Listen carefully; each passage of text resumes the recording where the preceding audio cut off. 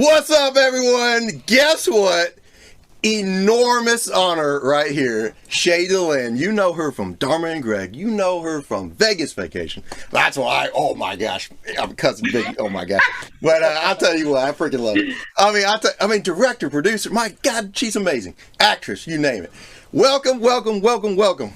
Welcome to the show. Thank you. Thank you so much. It was so nice of you guys to invite me. Oh, absolutely. It's an honor for real. Well, you're the talented ones. I'm so humble. I'm so honored to be in your presence because you guys are amazingly talented. Oh my gosh. Wow. Wow. You know, you're making our heads expand here. No, seriously, thank you very much for that. But thank you. Yeah, I mean, seriously, that's an honor right there. I mean, and really, I really mean that. It's an honor to have you for real. No joke. Oh, thank you. I think music is definitely the highest form. Like, there's nothing touching that. The ability to make music. I have a guitar, right, as you might even see behind me. Oh. And 3 different people have given me a guitar thinking that maybe I would have the gift, but it doesn't seem to be true. Right. Everyone's different, but I know one thing. You're a freaking awesome actress. I know that. Thank you very much. That's You're very, very welcome. So, I mean, honestly, like, okay, so taking it back to Vacation. I love all the Vacation movies. I'm a massive fan of those. I mean, how was it working with Chevy, you know? He was exactly the same person behind the camera as he is in front of the camera. He's hilarious. He's just always on and a lot of fun and just a really nice guy, like a really good guy. Very, Sweet. Very funny. Yeah. I can't tell you any of the stories, but I got you. I hear you. Well, what about Quaid, working with Quaid, you know? He absolutely is one of my all-time favorite human beings, and uber talented, incredibly intelligent, gracious, such a gentleman, super handsome. If his wife hadn't been on set, I would have been all over that man. He was my dream man. I was so excited to be working with him. So great. I think I can drive, you know, Jerry Weintraub was really mad at me for kissing him on the lips in the opening scene. And I said, but it works. Like, it's funny, you know? And it was mostly because it was going to be funny, really mostly. But there was a tiny bit of kissing Randy Quaid on the lips thrown in just for good. I remember. Yeah, I got you. I love your line, you know, coming out of the pickup truck. I freaking love that. Thank you. You know, I blew the microphone, like I surprised them with the volume and the tone of it, which went squealing off. As you guys know, probably your sound guys, that was not something that was approachably recordable. So we had to do some kind of, at first they had a record scratch at the end of it to cover up the fact that it blew. And then they just kind of cut it off like short. So it was a little bit disappointing because it was epically big, but it couldn't. The guy screamed really loud, and the mic just wasn't prepared for it. The sound recorder wasn't prepared for it, so it's a little bit different than it was in real life. I got you. But it was cool anyway. Okay. Well, you see, I thought that only happened to us when we made videos, stuff like that. So. Well, it only happens to newbies. So I was kind of a newbie in that arena.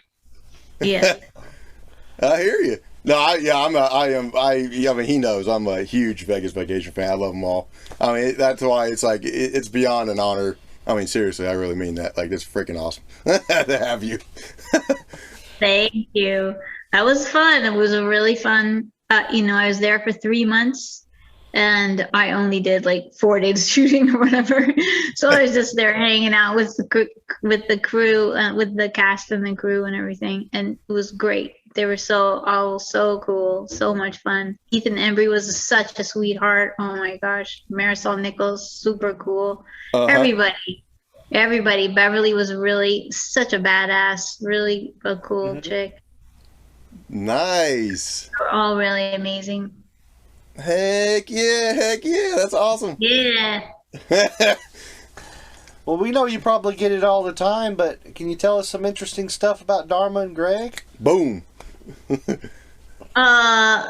Interesting stuff about Dharma and Greg. There's so much interesting stuff about Dharma and Greg. I'll just tell you, I'll try to talk about myself and not others, but right.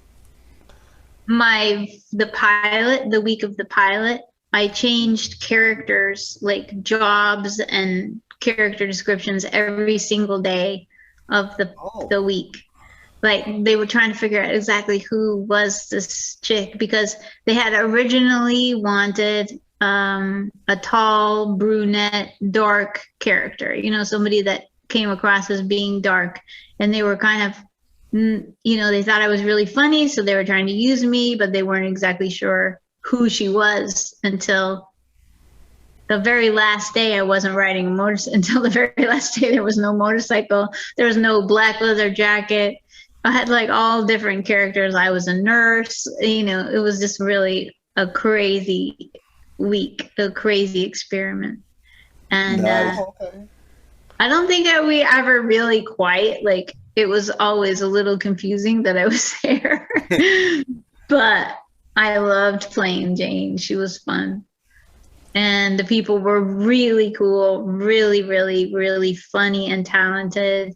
Joel Murray is still a really good friend. And the whole cast, we still meet up, have lunch, and we go to Susan Sullivan's house, hang out in her beautiful environment, and keep in touch with each other. It was a family. It really was a family. Nice. That's awesome. I mean, that was like 20 years ago, right? And y'all still get together and all that. I'll tell you, I know one story. I think I can tell. Who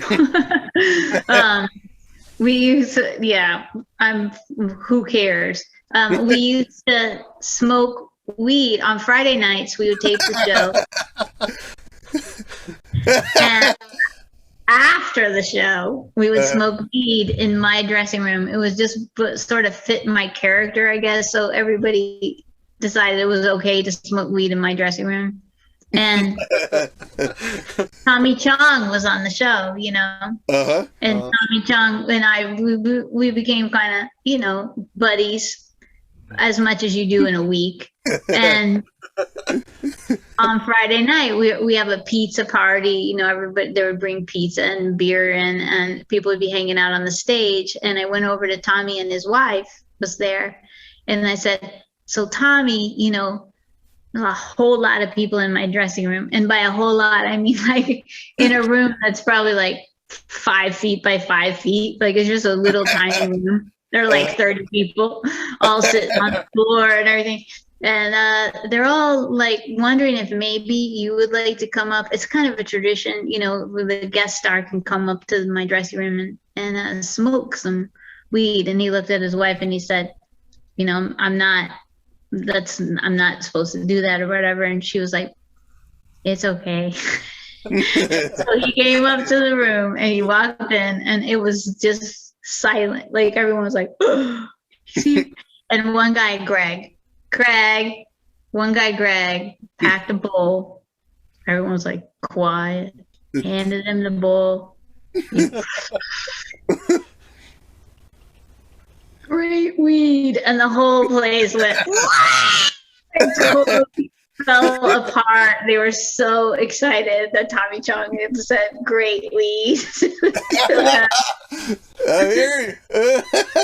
That's so surprising to ask his wife if he could do it or not. I know, right? Well, See, we love hearing this stuff that no one ever, I thank you. That's funny right there. I like that. That's funny. Yeah, that's the kind of stuff we like to hear about. Is that kind of stuff no one else knows. Yeah, I hear you. Yeah. So Shae, Yeah. I gotta ask you, what Yes. is your favorite music of all time? Favorite music of all time. Well, I always ask this: if you were trapped on a desert island, what would be the one album that you could listen to the whole time without getting sick of it? And mine is kind of strange, but it's Chet Baker, and it's called Chet. It's an album that's just, for me, like, I just never get tired of it. It just, for some reason, really lulls me into a really cool state.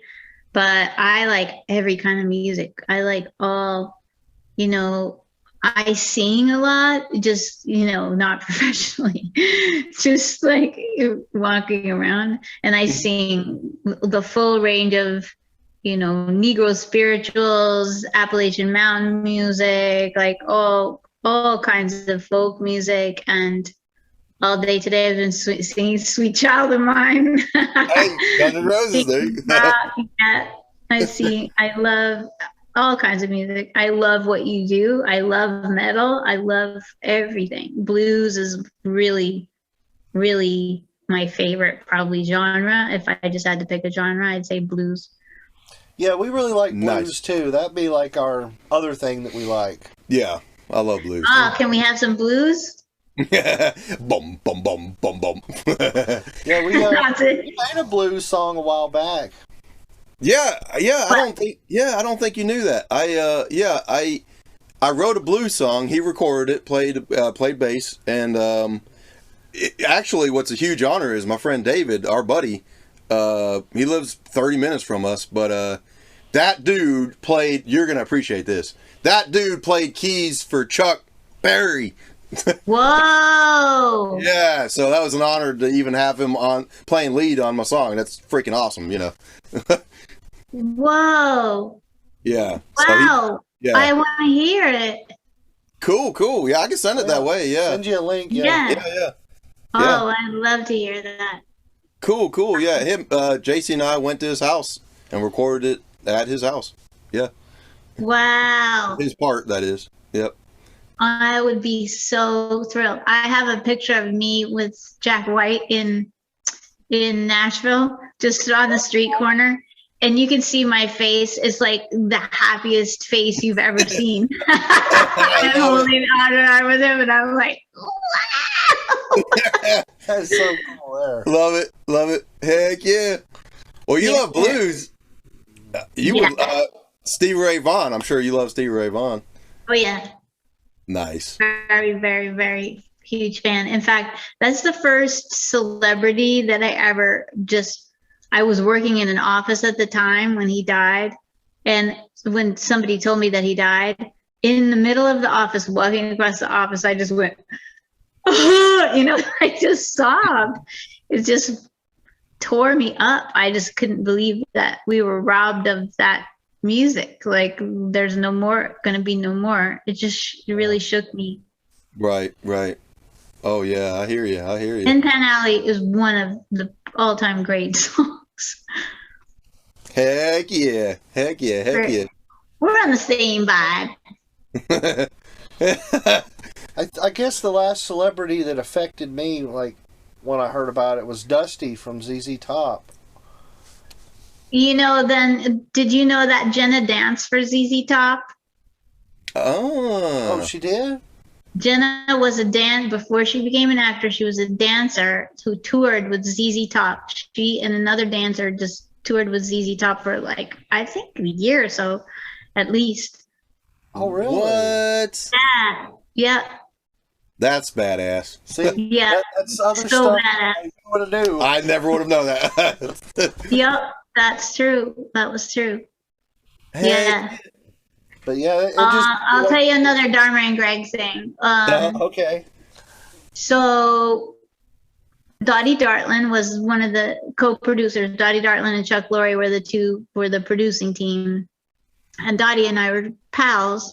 And one night I was saying that when I was in New York City living for the first time, I had a good friend named Lisa, and we would go out as characters, meaning we would pretend like we were speaking Swedish or whatever, we would put on a whole act. And sometimes it would have to last all night because, we were like hard partying with people and we would be like Swedish for 12 hours or whatever.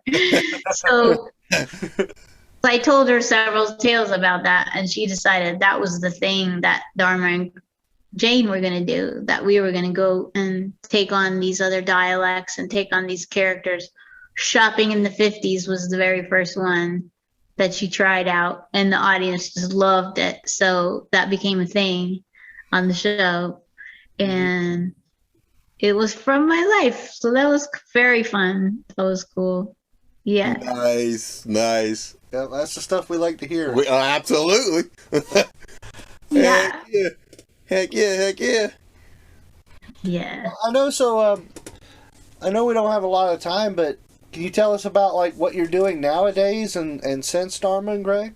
Mm-hmm. Yeah, I would love to. Thank you.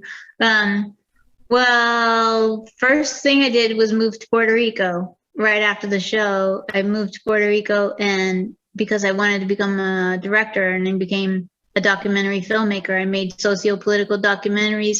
I followed around the nationalistas who were trying to get their freedom from the United States, and did all kinds of like rebel filmmaking. And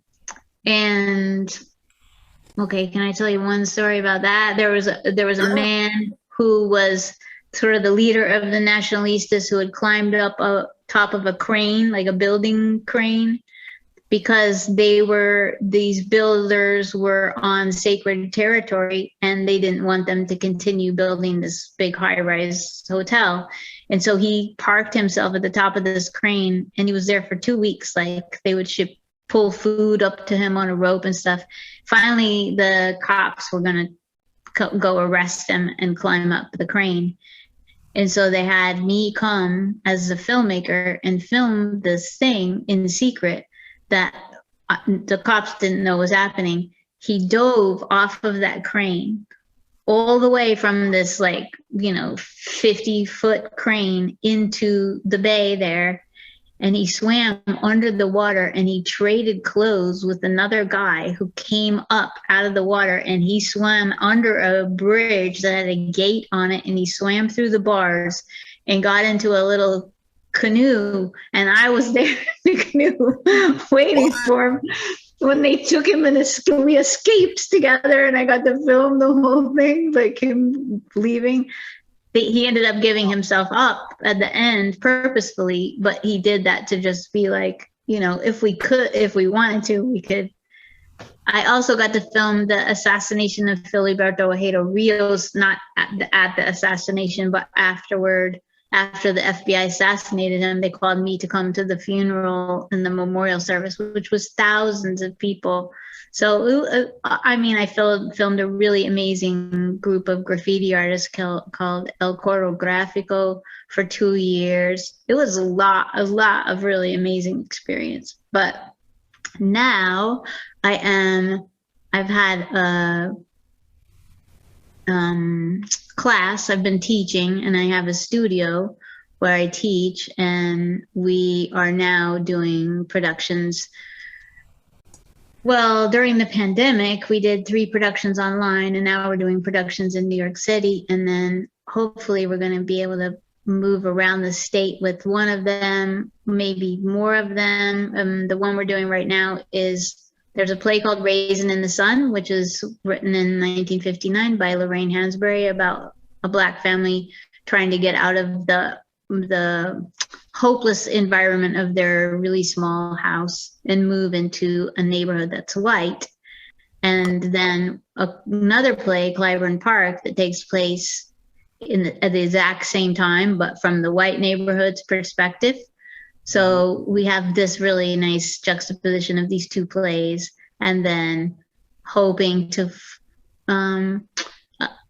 instigate some dialogue in the audience so that people can voice their fears, and we can have some sort of healing dialogue between the communities. And we started just last it's been 2 weeks ago, we had the Raisin in the Sun reading, and it was absolutely flooring, so amazing. The audience was so cool. They were so into it. It was just because the Black community doesn't have a theater. Like they haven't had this experience. They were all saying, we've never ever had this experience before. Some of the people had never, over half of the people had never acted in a play before. Mm-hmm. So it was really cool. Very cool. Wow. But it was one of my favorite theatrical experience of my life, for sure. Nice. Yeah, so life goes on. I hear you. So that's your focus now, is all like theatrical productions. Yeah, right? I've written some screenplays and a television show, and I was really trying to get that done for a little while, but I've just gotten into theater now, back, what I was doing at the very beginning. I just love the live audience. I'm sure most of us are feeling that craving, right? You guys want to be in front of the people again. Exactly. Recording is just not it's not where it's at, right? Yeah. Right, yeah. That's why it's so similar. Exactly. Yeah. Yeah, we're getting ready to start playing live too. Yep. Great. Yeah, heck yeah. Well, Shae, I gotta ask you something. I'm curious. What's your favorite food? Oh my gosh. Okay. It's changed over time, because as you get older, you can't eat all the things you used to. But it used to be brownies. I would hands down have said brownies. Like, I just love brownies. Hey, we're down with and brownies. Especially if they have weed in them and maybe some peanut butter chips. I was kind of famous for making the best weed brownies in. So yeah, that would probably still be my. If you had one thing that you could bring to the desert island, besides the fish and the fruit and the rice that were already there, it would be the brownie. I like it. I like it. Sweet. How about you guys? Well, I'm going to have to just stick with spaghetti or pizza. With what kind of sauce? Well, marinara. Of course. Yeah. I'm going to be real with you. I like Chinese food. You know what I mean? You know what I mean? Yep. Yeah. I love all Asian cuisine, like every Vietnamese, Thai, all of it. I love. I'm about to eat leftover Thai food. I hear you. Sweet. Heck yeah. What's up? Let's see. Honestly, what do you like to do, in your spare time? You know what I mean?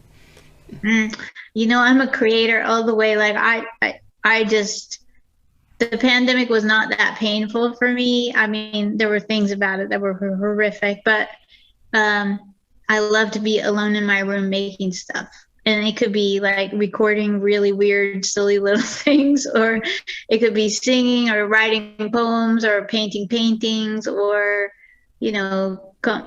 right now, most of my time is spent either auditioning or reading plays or rehearsing people or coaching people. I coach also, and I coach strange things, like I coach comedians, and I coach one of the vocal artists from the Dune.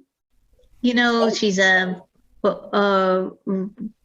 vocal percussionist, and we've done all kinds of crazy stuff. Yeah, it's really like the gambit of coaching people, but I just love to coach people. I've coached some rock stars, and I love to coach people. Just makes me really happy to help other people find their sort of heroicness or their highest resonance or whatever it is. So I love doing that too. And I love going for hikes and doing yoga. Oh, sweet. Oh, okay. Heck awesome. Yeah. No, that's cool as crap. It really is. So what do you coach exactly? Like their acting, their singing, or what? Yeah, all of it, everything. I recognize, I listen to politicians and I think, I'd like to coach a politician. I recognize that it's all kind of the same. You know, you're basically trying to free up somebody. You're just trying to free them from their inhibitions. And then whatever it is that's inside of them will come out. So I'm just work with all people of all different art forms or ways of expressing themselves. I see. Yeah. No, that is really cool, Scrap. No, heck yeah. That's awesome. Heck yeah. So you think you'll ever get back into comedy again? You know, the comedian that I coach is always saying, why aren't you doing it? Like, why are you telling me what to do? Do it yourself. But she didn't say it like that. But I don't know. I still audition for acting stuff, and I still do funny things, you know, and it pleases me very much to do those funny things. Mm-hmm. But if you leave me alone, you know, just by myself, I'm not sitting around writing jokes. You know what I mean? I got you. I don't know. Evidently, it's not really my thing because I'm not sitting around trying to make funny things happen. But if you and I, if we smoked a little weed and we start talking, I would try to make you laugh. I got you. Okay, so we know what gets her going then.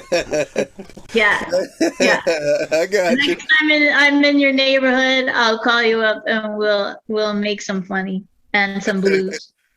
I got you. You're funny. But you are funny. That's the whole thing about it. I like it. That's funny. You got any pets? I lost my dog during the pandemic. Not to the pandemic, I don't think. But yeah, I had a dog. And she's the only dog I ever have had. But she spoke English. Like everyone will tell you that dog spoke English. She had like recorded over 150 words that she knew the meaning of. And she was trying to speak at the end. She was really like, we were like, she's going to do it. Look, she's going to do it. I like it. What kind of dog was it? She was a mini Briard, which some fancy dog, but I got her when a friend texted me and said, I'm in Caracas about to get in a helicopter. Will you go get my dog? So wow. I just got her like that. But it was a really, really great thing. I really needed that dog and I had no idea that I did. It was cool. You guys have pets? Oh, yeah. I have a cat and a chihuahua. Ah, nice. I guess they're mostly my wife's, but... But you take care of them? Pretty much, yeah. Yeah. How about you, Steve? I don't. No, but I love animals, though. Yeah. Yep. Yeah. Well, I'm sorry to hear that though with your dog. I'm sorry. Yeah, about that's bad. That's okay. She was old, so she was fine. It was great that she went when she did. It all worked out fine. And you know, I have a little pink stuffed fox that at night I hug that fox and say, hi, monkey. So I've put monkey into the fox now. Oh, that was her name. Monkey love. Oh. Yeah. Oh. I hear you. All good. Life comes around, right? It's true. It is true. It's true. Well, that's cool that you said you like metal too. Mm-hmm. Yeah, I dated a metal artist briefly. Anybody we might know? I won't say the name. I got you. Oh, okay. I got you. What's that? He was a badass. He really was, but too much of a badass. Yeah. I got you. You really could be a comedian, but yeah, I can. Yeah. Kind of did it, you know. Exactly. Right, Go, Been there, done that, right, babe? Yeah, you know what I'm saying. Taste gets it. You know, we did that. Moving on. Moving on. So I don't think I'm that funny. I mean, I don't know. What are your favorite comedians? Comedians, what you got? I've been watching a lot of Ralphie May lately. Ralphie Bay? Yeah. I don't know. Okay, I'm gonna look it up because I'm really excited to get a new one.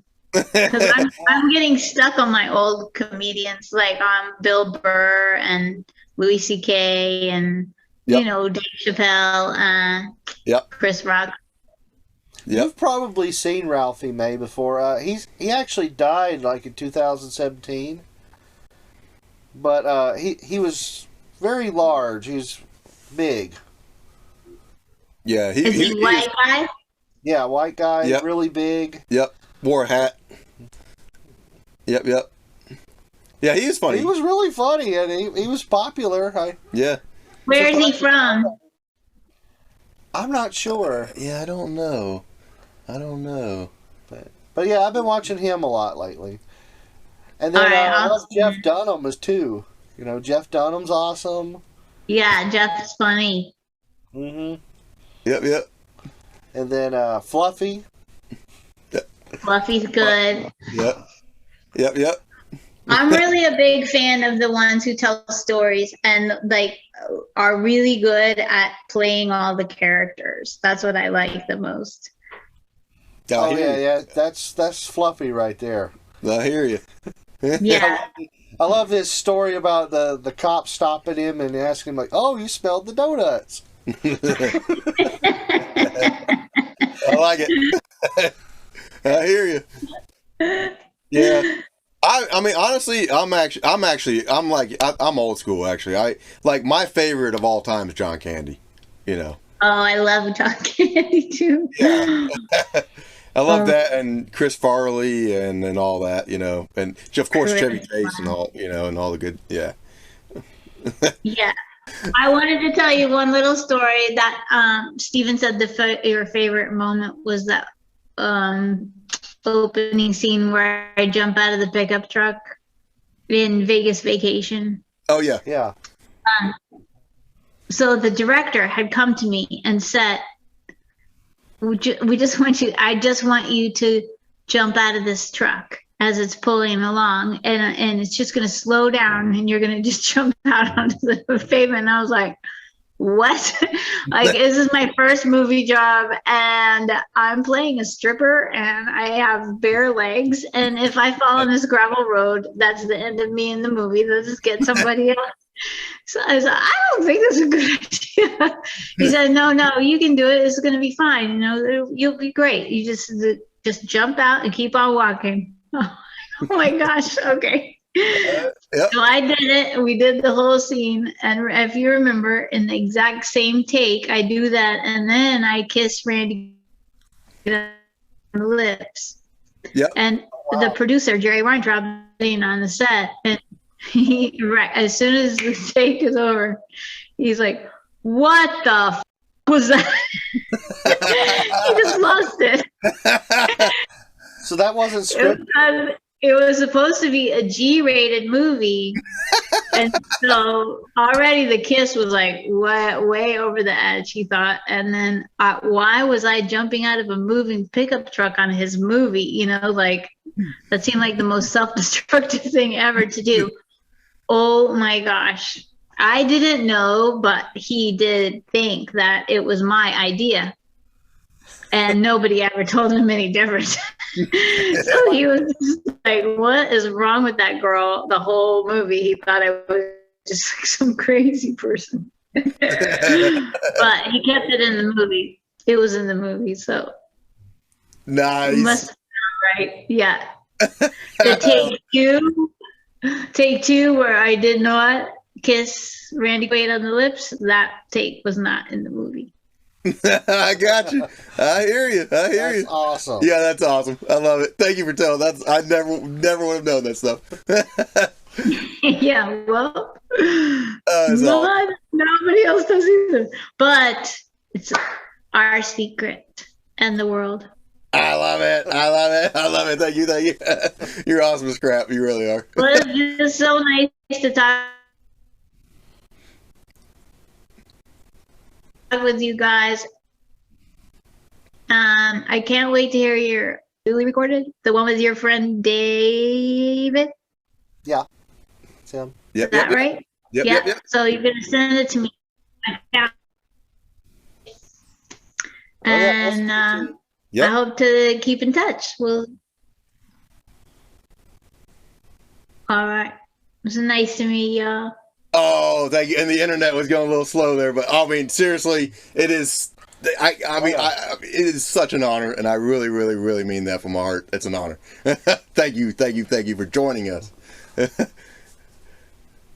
You guys are so cool. I'm looking forward to the day when I'm in Georgia or whatever, when you're up here and we can just have a little funny and blues session. Oh, I love it. Love it. We're down. Great. Awesome. Yeah, you let us know when you come to Georgia, and we'll go. Wait, what town are you in? What town are you in? Basically Atlanta. Atlanta, okay. Because it's close enough. Yep. It's not at all unlikely that I will be there. I auditioned for things that are taking place. Everything's happening there now, so. Oh, okay. And I have some good friends who live there too. Sweet. Yeah. Well, Shae, awesome. Thank you. I'm serious. I really can't say it enough. Thank you so much. Thank you. All right. I'm really honored. Thank you so much, you guys. It's so nice to meet you. I'll talk to you soon. Thank you. Have a good one. Thank you. Okay. Bye, y'all. All right. Bye. Bye. Thank you. The Henry-Kern Show would like to thank our friends. Kruse Effects. Slip Trick Records. Pick World Guitar Picks. And of course, Nebulous Music Studios in Royston, Georgia.